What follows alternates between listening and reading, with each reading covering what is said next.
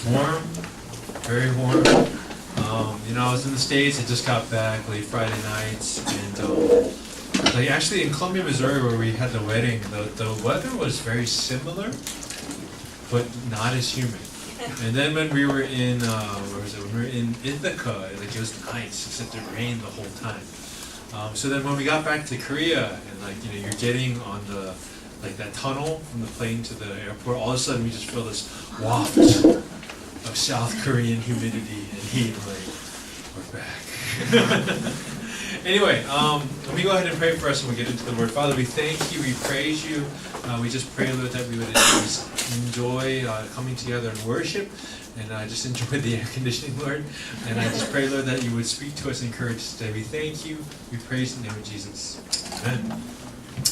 So, for those of you that don't know, we just got back from a very short trip to the States, and actually, the main reason was to officiate the wedding of Mallory and Hook. So there was a couple that was in this ministry for about 4 years, and we went and we did the wedding. And actually, my wife also did the live translation with me, so it was kind of cool. It was like a partnering ministry, and it was just a good time.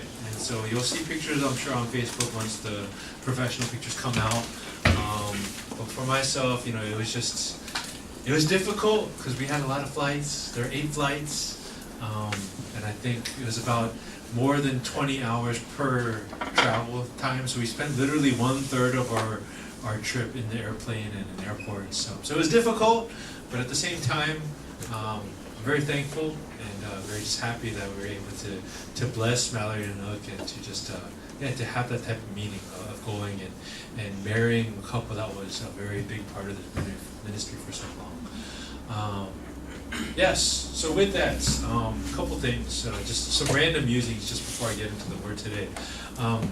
Whenever I go back to America, it's always like I go there and all of a sudden I'm like, yes, I feel normal again. You know what I'm saying? Like here, I feel like actually here, literally, if I go to a doctor, they would just straight up call me obese.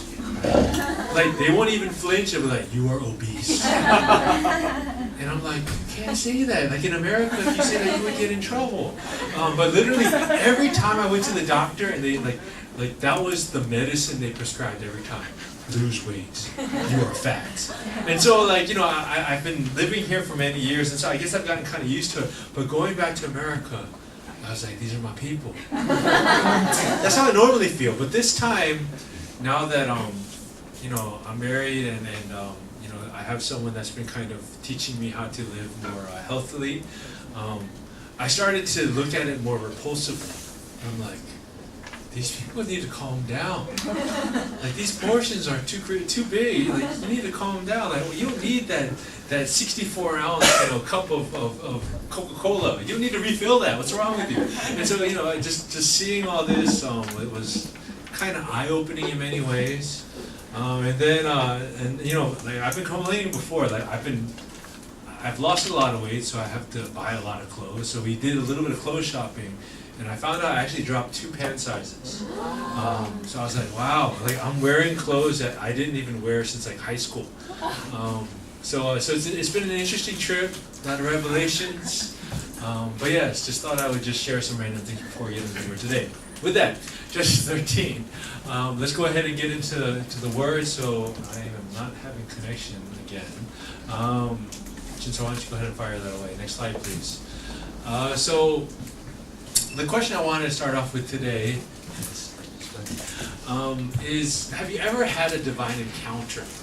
In this passage today, there's going to be not one, but multiple divine encounters. And this is a question that I don't necessarily want you guys to shout out because it might take a long time. But I just want you to think, have you ever had what you would consider a divine encounter? Right? Have you ever had this connection where you feel that God Himself is either speaking directly to you, imparting something to you? Maybe some of you have had dreams where you felt it was a divine encounter. I don't know. But the question I want to ask you today is, have you ever had a divine encounter? So just keep that in the back of your heads. We'll go on into the passage today. Next slide, please. So open your Bibles, smartphones, or look at the screen. Genesis 13. Okay. Judges 13, starting with verse 1, where the Lord says this. Again, the Israelites did evil in the eyes of the Lord, so the Lord delivered them into the hands of the Philistines for 40 years. A certain man of Zorah, named Manoah, from the clan of the Danites, had a wife who was childless, unable to give birth. The angel of the Lord appeared to her and said, "You are barren and childless, but you are going to become pregnant and give birth to a son. Now see to it that you drink no wine or other fermented drink, and that you do not eat anything unclean.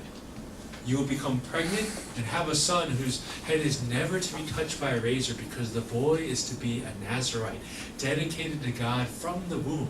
He will take the lead in delivering Israel from the hands of the Philistines." Then the woman went to her husband and told him, "A man of God came to me. He looked like an angel of God, very awesome. I didn't ask him where he came from, and he didn't tell me his name. But he said to me, 'You will become pregnant and have a son. Now then drink no wine or other fermented drink, and do not eat anything unclean, because the boy will be a Nazirite of God from the womb until the day of his death.' Then Manoah prayed to the Lord, 'Pardon your servant, Lord. I beg you to let the man of God you sent to us come again to teach us how to bring up the boy who is to be born.' God heard Manoah, and the angel of God came again to the woman while she was out in the field, but her husband Manoah was not with her. The woman hurried to tell her husband, 'He's here, the man who appeared to me the other day.' Manoah got up and followed his wife. When he came to the man, he said, 'Are you the man who talked to my wife?' 'I am,' he said. So Manoah asked him, 'When your words are fulfilled, what is to be the rule that governs the boy's life and work?' The angel of the Lord answered, 'Your wife must do all that I have told her. She must not eat anything that comes from the grapevine, nor drink any wine or other fermented drinks, nor eat anything unclean. She must do everything I have commanded her.' Manoah said to the angel of the Lord, 'We would like you to stay until we prepare a young goat for you.' The angel of the Lord replied, 'Even though you detain me, I will not eat any of your food. But if you prepare a burnt offering, offer it to the Lord.' Manoah did not realize that it was an angel of the Lord. Then Manoah inquired of the angel of the Lord, 'What is your name, so that we may honor you when your word comes true?' He replied, 'Why do you ask my name? It is beyond understanding.' Then Manoah took a young goat together with the grain offering and sacrificed it on a rock to the Lord. And the Lord did an amazing thing while Manoah and his wife watched. As the flame blazed up from the altar toward heaven, the angel of the Lord ascended in the flame. Seeing this, Manoah and his wife fell with their faces to the ground. When the angel of the Lord did not show himself again to Manoah and his wife, Manoah realized that it was the angel of the Lord. 'We are doomed to die,' he said to his wife. 'We have seen God.' But his wife answered, 'If the Lord had meant to kill us, he would not have accepted a burnt offering and grain offering from our hands, nor shown us all these things to come, or now told us this.' The woman gave birth to a boy and named him Samson. He grew, and the Lord blessed him. And the Spirit of the Lord began to stir him while he was in Mahane Dan, between Zorah and Eshtaol." Okay. Again, our theme for this year, 2015, is Emmanuel, which means God with us through the wilderness. So whether you are going through a season of joy or a season of difficulty, we hope that this year you will have a better understanding of the presence of God in your life. And so we've been going to the book of Judges. We have seen this endless cycle of disobedience, of betrayal, where Israel continually falls away from the Lord, and yet he still raises up a judge. He raises up people to rescue them time and time again. And after given times of peace, the Israelites forget what happened and go back and disobey again. But as we've been going through this, what we have seen is that the judges, the character of the judges, has been getting worse and worse and worse. And this, brothers and sisters, this man Samson is the final judge. He is the last one. So what should we expect? We have seen all the way from Othniel up until recently Jephthah. We have seen that the quality of the man has decreased. So what should you expect from this last guy? What do you guys think? Worst, right? So this guy, again, now many of you have grown up in Sunday school. You've probably seen the stories of Samson, and maybe some of you may have even acted in a play. I don't know if you were Delilah or something like that. I don't know, maybe it's just me. I went to a Christian private school, so they made me do a lot of weird things like this. So maybe it's just me. But regardless, some of you are familiar with the story, but what you're probably not familiar with is Samson is just like the most messed up person in possibly the entire Bible. He is someone you're just like, wow, this guy, something is wrong with this guy.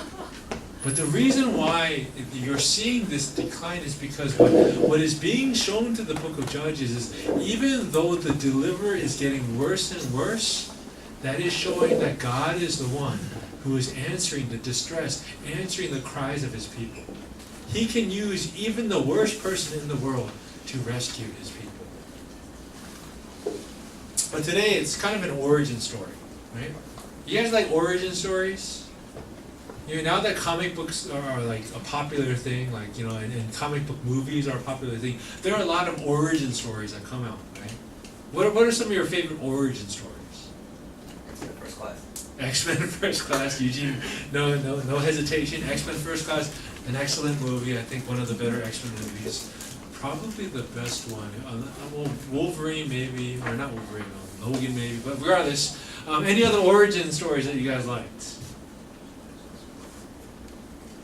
No one likes like Spider-Man or Superman or anything like that? No, you guys aren't into any of that stuff? To me personally, I've always been a big Batman fan. Sakina agrees. And the reason why is because Batman is angry. I get that, right? I don't know if I was an angry kid, but I really liked Batman as a kid because I got his anger. All these other superheroes, they don't make sense. They aren't real people, right? Like Peter Parker, this little nerdy guy. He's too good, right? Superman obviously is like not even human. And so it's hard to relate. Iron Man is like the cheap version of Batman. Right? If you think about it, Iron Man and Batman are almost the same character. Right? They're both wealthy, they're both smart, they're both fighting crime and all these things. But whereas Batman is acting like he is a womanizing jerk, Iron Man is. Get the difference? But regardless, I don't know why I'm getting off on this. I'm sorry. This is completely derailing us from the sermon today. But regardless, today we are looking at an origin story. Okay, the origin of Samson. Now, when we get into the text, what we see right away, right after Jephthah and these other minor judges, we see that Israel has continued this cycle. And if you remember the story of Jephthah, the amount of evil that Israel was doing in the sight of the Lord was ridiculous. Like it started talking about all these different gods that Israel was following instead of Jehovah. But here, what the passage starts off with, it says the Israelites continue to do evil. And one of the things that we understand in the book of Judges is every cycle of evil is actually worse than the first. So here we are in the 16th cycle, and this is actually 12th cycle, I believe. The 12th cycle, and this is the worst it's ever been. And we see that these people, the Philistines, who actually were there from the time of Jephthah, are still in power, are still in control. But the key difference from this versus any of the other stories is that Israel never cries for help. If you looked at all the other stories before this, even in Jephthah, it says Israel cries out to God. Right? Israel cries out, asking for God to show mercy, asking for God to rescue them. That happened every single time except for this one. This is very important. What I want you to understand in this text as we get into the story of Samson is Israel doesn't care anymore. The Philistines have come in, they are oppressing them, they are mistreating them, but they're just living with it. Right? There is an evil in their life. There are things that are giving them difficulty, and rather than going to God and asking for His help, they're just living life. They don't care. But in the midst of this, God still sends His deliverer. Now you will see that His deliverer is very flawed as we continue in the story. But God still shows mercy to his people when they don't even ask for it. Brothers and sisters, I think this is something that happens to us as well. Is there are times in our lives where we are as far away from God as possible, and we have no desire to return to him. But oftentimes in those instances, God still rescues us. Right? God still sends a deliverer into our lives, whether it's a person, a situation, whatever it might be. Brothers and sisters, this is the heart of God. God desires to lift up and rescue his people even when they don't ask. And so an angel shows up, and now here's the thing is, the wife of Manoah, Samson's mom, is never named in this entire book. Right? We don't know what her name is. But one of the things I want us to take a little bit step back is, some of you go like, oh, this is kind of unfair. Why is the mother of Samson not named? Why is the kind of idiot husband Manoah named? Now I want us to remember that throughout the entire book of Judges, women have played a very important role. Right? Who's the first woman that shows up in this book of significance? Not technically second. The first is Aksa, the wife of Othniel. We'll just kind of ignore her. But next one is, I named my sourdough starter after her, right? Deborah, right? Deborah is a what? She's a prophet. So technically, Deborah was the next prophet after the great Moses, right? The next one that we are aware of. So this female prophet shows up, and she seems to be the one in control. And not only that, Barak, the guy who was a judge, who was supposed to do these great things for the Lord, he doesn't even get to kill the last guy's sister. It's a woman, right? Jael. She drives a stake through that guy's head. Right? Other females that show up, you have this unnamed woman supernaturally throwing a millstone on the top of the head, right? This is like, just throwing this millstone and killing this guy.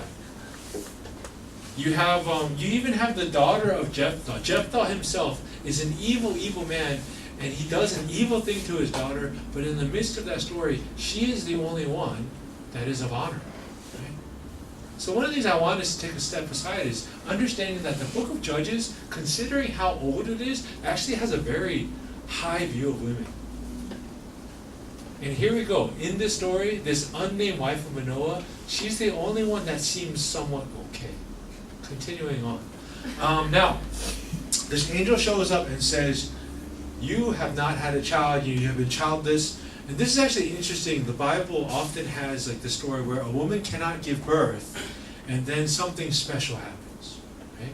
You have like Sarah who ends up giving birth to Isaac. Right? You have Hannah who ends up giving birth to Samuel.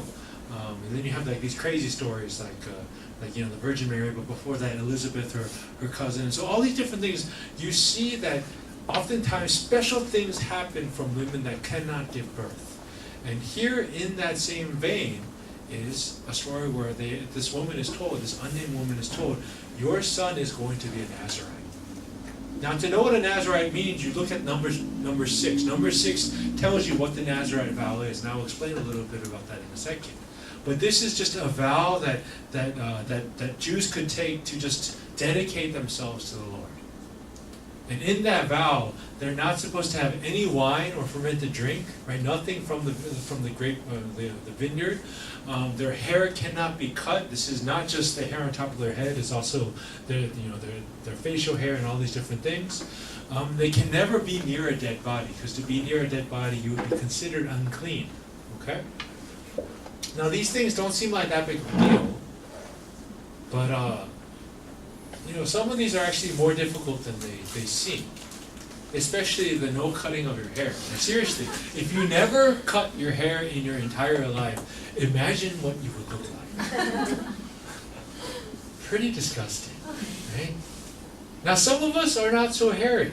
Okay, so some of us, you might just have like a long whisker that like kind of just like comes out here. I'm just talking to guys, but someone like me, I'm gonna have this full-on beard, and so you can, like, how you look is gonna very, I guess, depend on your genetics. But regardless, it's pretty gross. You're gonna look pretty crazy. Now, a friend of mine who was a year ahead of me in seminary, I missed this, but during his first year of seminary, which is the year before I came, he made a Nazarite vow. And I think he did it for an entire year. I wish I had pictures of this, because it must have been disgusting. This little Korean Canadian guy, did not cut his hair for a year. Okay? But regardless, this is what the Nazarite vow means. This comes from number 6. And so basically this means that someone is making a dedication to the Lord. Now this usually wasn't for your whole life. It was usually for a period of time, but especially for Samson, his mother is being told that he will be a Nazarite for his whole life. He will never shave his head. Now, the wife goes back and she's like, hey, this man of God showed up, but I'm not really sure who he was. And you kind of tell there's a lot of uncertainty. She knows what he said, she remembers what he says, but she's not really sure who this man was or who this angel was. And so she's like, yeah, this is what he said, I don't really understand. And so now Manoah is important because his name literally means resting place. But when you look at the text, he is absolutely restless, right? He is not someone at peace. He is not someone who is happy with the situation. The entire text, Manoah is trying to regain control. He doesn't understand what's going on. And then the thing is, the irony of it is whenever the angel comes not to him, but to his wife. So he's like, this angel is going around me. So and then he tries to take control of the situation. But regardless, you see this endless struggle with this man Manoah in what is a very divine encounter. So the angel returns, but not to Manoah, comes back to his wife. So his wife is like, hold on, angel. And she goes and gets him. Actually, she doesn't know it's an angel. Hold on, man of God, I'm going to go get my husband. And she brings her husband back. He's like, this is the man. And so Manoah, he basically asks the angel, hey, so what are we supposed to do? This baby's coming, right? What are we supposed to do? And the angel basically repeats what he already said, right? It's kind of funny because this command of giving, making Samson a Nazarite, it's repeated so many times, almost verbatim. And Manoah was like, what do we do? And the angel's like, I told you guys what to do. Just do like what I said. And so Manoah, again, like I said, was trying to gain control of the situation. So he's like, hey, why don't you come eat? We'll fry up a goat. It'll be great. Okay? So he's trying to gain control, and the angel's like, I'm not going to eat your food. And so he's like, well, so what's your name? Right? You can't even comprehend my name. And so he's trying to gain control, and each time the angel is just knocking him down. You're not going to have any of this. But this is what Manoah is trying to do. Manoah is struggling to just be in a place of power. But he was absolutely powerless in this situation. So finally, after they offer up the goat and they offer up a grain offering, this miracle happens, right? All of a sudden, the flame goes up and the angel goes up with the flame. And finally they're like, oh my gosh, that was an angel. And they bow down and they're trembling in fear because they finally understand what has been happening this entire time. They have been in the very presence of God. And yet they've been acting entirely stupidly the entire time. And so Manoah is like, oh my gosh, we're going to die. We saw God. This is game over. And his wife's like, hold on. He could have killed us a long time ago. He accepted our offerings. And he told us all these things that are supposed to happen in the future. So we still have a future, right? So here it is Manoah is finally understanding the situation, but he's not really understanding the situation. And his wife is the only one who seems to have a clear head, right? Manoah's an idiot. Brothers and sisters. Basically, the whole point of this story is to show how he completely misunderstood this situation. And what this shows us is that Manoah in many ways is a caricature of what the normal Israelite was like. This was how far away from the Lord Israel had become. An angel of God came, and they could not recognize him.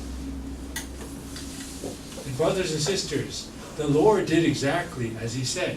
So he gives them very specific instructions, tells them exactly what to do. And they keep asking the same question again and again, and he repeats the same instructions. God did exactly what he said he was going to do. And brothers and sisters, what I want us to understand from this text is oftentimes we will have encounters with God. Oftentimes we will have this type of situation like Manoah where it is this clear. And like Manoah, we will mess it up. Right? So brothers and sisters, what I want us to understand today is that divine encounters actually happen more often than you think. Now, it's not going to happen so much where an angel of the Lord is going to come and there'll be like fire and all these things. That's less likely to happen. But brothers and sisters, what I want us to understand is that God often speaks to us and encounters us in very tangible ways. And oftentimes, he is as clear as he is in this text. Where he's like, this is what you got to do. But, and then he says, this is what you got to do. But, this is what you got to do. Right? There are times in our lives, now I'm not saying every single time, but there are times in our lives when God is this clear to us, but we often do not understand. We often, like Manoah, are trying to gain our own control, our own understanding of the situation, rather than just listening and obeying and following what God has told us to do. We often Manoah the situation. I use his name as a verb. Rather than listening, rather than obeying, rather than trusting, we Manoah everything off. Right? Now here is the thing about the book of Judges. The book of Judges is mostly a case of different things that happen that are teaching us not how to live our lives, but many times what not to do. Right? I talked about this before with the story of Gideon and how he kept asking God for more signs and all these different, like he tried to make the signs more difficult. Right? We looked at the story of Jephthah and he was becoming more like the Canaanites that he was sent to destroy. And here we have the father of Samson, and he cannot understand that the angel of the Lord has been sent down to him, has given him a very clear message, and he's messing it all up. Brothers and sisters, this is a situation where we're not supposed to follow the text, right? This is a situation where we're not supposed to be like this man, but is learning what not to do. This is often what is seen in the book of Judges. Judges is showing us the character of God. It is showing us how God responds. But when you look at the human element, what people are doing, that is often the exact opposite of what we should seek to do. This happens for us in our lives as well. In an ideal circumstance, you would be surrounded with role models and examples, people that are showing you how to live the life well. Right? In an ideal situation. But brothers and sisters, that's not reality. More often than not, you are going to learn by watching people make mistakes. You're going to see people that you might have respect for do things that you will lose respect for. So in the same way, we need to learn and to not follow the examples of others, but to understand the heart of God and what he desires us to do. In this case, God was giving a clear message. He sent an angel. He was telling this family, this is what you're supposed to do, and this husband completely tried to mess up the situation. So likewise, brothers and sisters, when God is this clear with us, and when God is instructing us and teaching us, we need to seek to do what is right before him. Now, here's the sad part: is Samson literally means son, and so the reason why I titled this the sermon Son Boy is kind of sounds like a superhero, maybe a kind of a lame one. But what this tells us is the people of Canaan often worship the sun. So unfortunately, what this is telling us again is that his parents, even though they have encountered the Lord and the angel Lord has shown them what to do, they still give the name, they give a name to their son that actually doesn't reflect what has happened. Basically, this is a very secular name that they gave their son, reflecting the people that they lived around. And actually, I know many people named Samson, so I kind of cringed when I found this out. I was like, whoa, don't name your son Samson. But basically, what this is telling us is that even though they had this divine encounter, they were still following the ways of the people around them. This encounter did not shake them enough to understand that they should have given Samson a name that glorified God. Instead, this was a name that doesn't reflect who God is and what he did in their lives. So, this is what happened. They were so far from God that they could not understand that he had sent his angel, his messenger to them.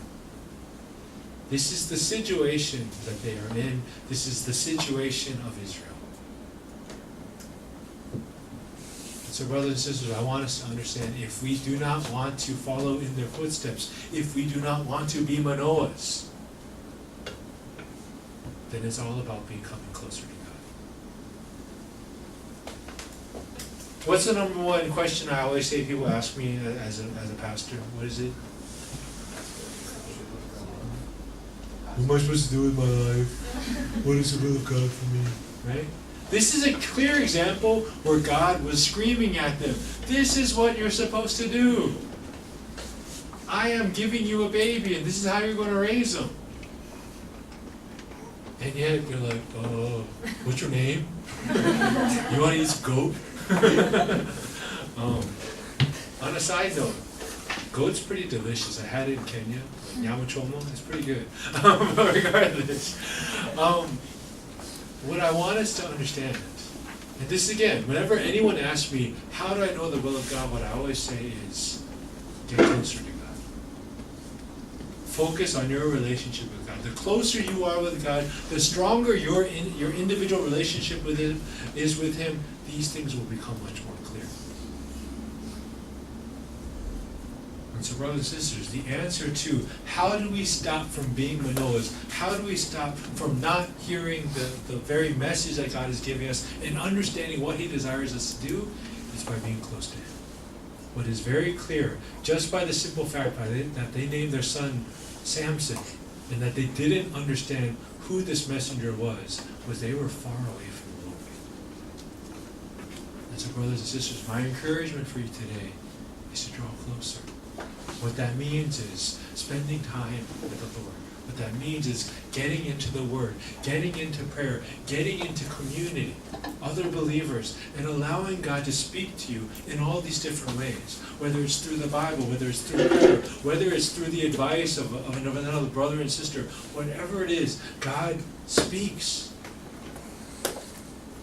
But we have to put ourselves in a situation where we can listen. Because when we choose not to focus in our closeness, when we separate ourselves from community, when we're not in the Word, when we're not in prayer, you can't hear God.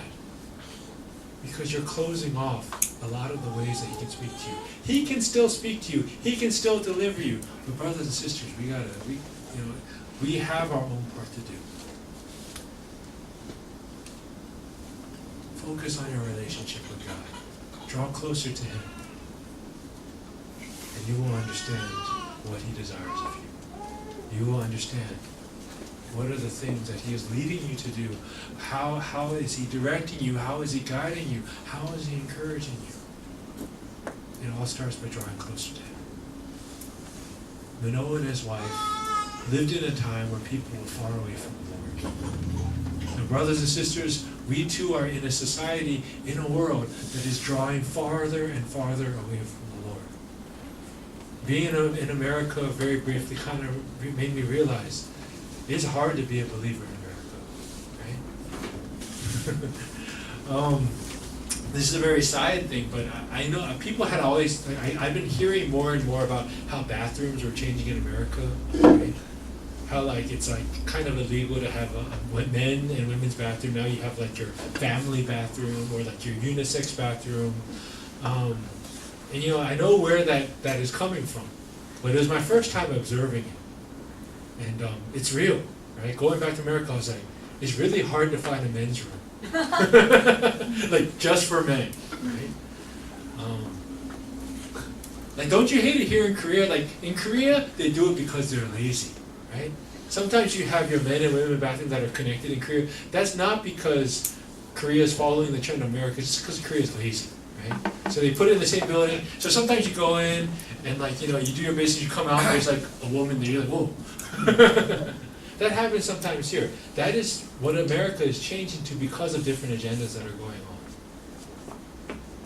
Particularly from the gay and lesbian movement, right? That's been shifting in that direction. And I saw that.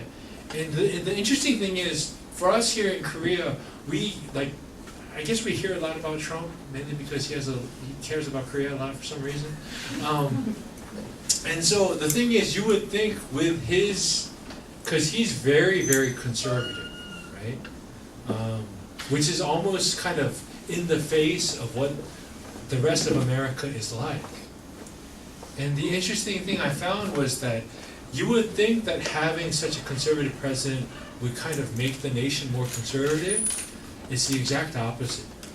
Because the vast majority of people are very upset with him, and they're like, this is who we shouldn't follow. So like, it's actually making America more and more in the opposite direction. And so what I realized just in my brief my brief stay there, I was like, man, it's hard to be a Christian in America. It's hard to take a stand. And the reason why I say this is because, brothers and sisters, Korea likes to follow America at a much faster pace. Whenever there's a trend in America and Korea's like, oh, we're going to do that, but we're going to do it faster than you, right? It's only a matter of time before a lot of these things start trickling over here. And so, brothers and sisters, we are coming to a time where there will be a great cost to saying, I am a follower of Christ. This is what I believe. And so I'm saying this now because, brothers and sisters, focus on your relationship with God now. Draw closer to Him. Let Him lead you. And when that time comes, when there's more persecution and more difficulties in being a believer, cling to Him, knowing that He is the trustworthy. Let's take some time and pray and close for today.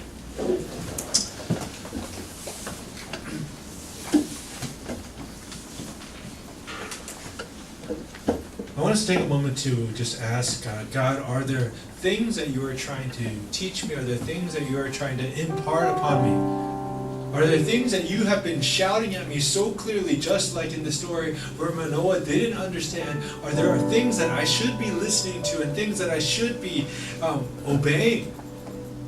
That you have consistently said again and again, help me to hear this, help me to understand this, and help me to act accordingly. So let's take a moment to just ask God, reveal the messages that you have been trying to tell me that I haven't listened to for whatever reason. Let's pray.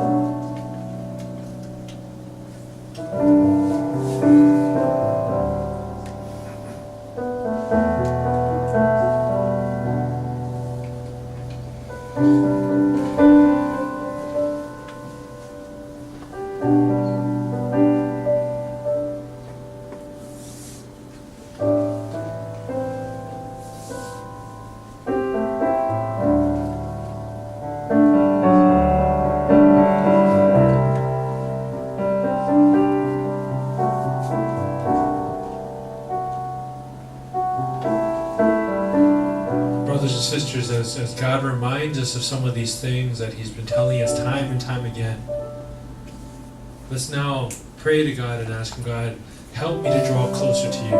Help me to see practically what that means. Does that mean spending more time in your word? Does that mean being more diligent about spending a particular time in the Bible? Does that mean spending a particular time in prayer? Does that mean joining different ways of building community, whether it's Bible studies, small groups, whatever it is? Help me, Lord, to see how I can draw closer to you, how I can understand you better in the situation, in the place that you place before me. So let's pray that God would show us how to draw closer to him right now.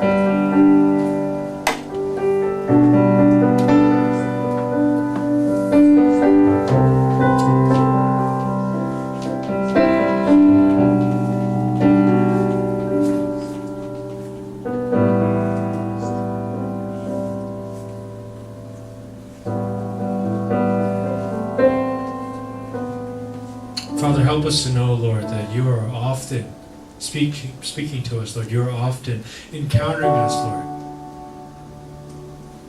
And Father, I pray, Lord, that you would help us to open our ears, open our hearts, open our minds, Lord, to the things that you've been telling us. That we would listen, that we would trust, and that we would obey. But Father, at the same time, help us, Lord, to practically find ways to draw closer to you, Lord. Whether that's being more intentional about spending time in your word, spending time in prayer, or spending more time building community and building fellowship, Lord, among your people. Help us, Lord, to do the things necessary, that we would be so close to you, Lord, that when you speak, we would hear, we would know, we would listen, we would obey, and that we would trust in you, Lord. Help us, Lord, to know that you are always there, you are always present. Remind us of this, Lord. We thank you. We praise your name, Jesus. Amen.